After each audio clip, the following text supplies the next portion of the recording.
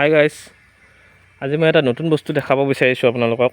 বহুদিনৰ এটা আশা, খুব ধুনীয়া বাথৰুম এটা এইটো ৰুম বনাই আছোঁ। এইটো ইণ্ডিয়ান হ'ব, এইটো ফিল্টাৰ হয়। ওপৰত এই প্লাষ্টিকৰ সেইটো যে ড্ৰামটো বহিব, এইখিনিত আমি দৰ্জাখন কাটি দিম ঘৰটো। এইটো কৰিডৰ টাইপ কৰি দিম আৰু ভিতৰৰ ফালে কমপ্লিট হ'লে আপোনালোকক দেখাম বাৰু। এতিয়া বনাই আছোঁ, ব'লক চাই আহোঁ। এইটো ইণ্ডিয়ানটো, এইটো বেচিনৰ পাইপবিলাক মানে ফিক্সিং কৰি থোৱা হৈছে। এইটো বাথৰুমটো, এইটো এইখিনিত এটা কুমুট এটা দিম। ইয়াতে টেপৰ কাৰণে এইটো ভিতৰত হেৰি কৰিছে, আৰু ইয়াতে শ্বাৱাৰটো হ'ব।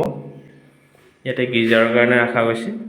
আৰু এইখিনিত মানে মই ভাবিছোঁ এই দুটা পাইপ যে ৰাখিছোঁ, এই দুটা পাইপত কাটি পেলাই ইয়াতে প্লেট বহাই দিম। মানে পানীৰ কাৰণে এইটো এক্সট্ৰাকৈ ফুটা কৰি দিয়া নাই। এইটো নেক্সট, এইটো ইউৰিনেল। এইটো ইয়াতে ভাবিছোঁ লেডিছৰ কাৰণে, ইয়াতে টেপ এটা থাকিব। আৰু ইয়াতে এক্সট্ৰাকৈ মানে জেন্টছৰ কাৰণে যে সেই টেপটো যে সেই টেপটো বহাম বুলি ভাবিছোঁ।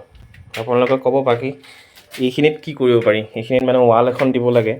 এতিয়া ৱালখন ইফালে খিৰিকীখন আছে, ইফালে ৱালখন এইখিনিতে ৰাখি দিলোঁ। এইখিনিত মানে কিবা আইডিয়া আছে নেকি ক'বচোন গাইজ। ইফালে এইখিনি বাৰু টিঙৰ কাৰণে এক্সট্ৰা ওপৰত কাটি দিলোঁ ৱালত ফিক্স কৰি পেলাই।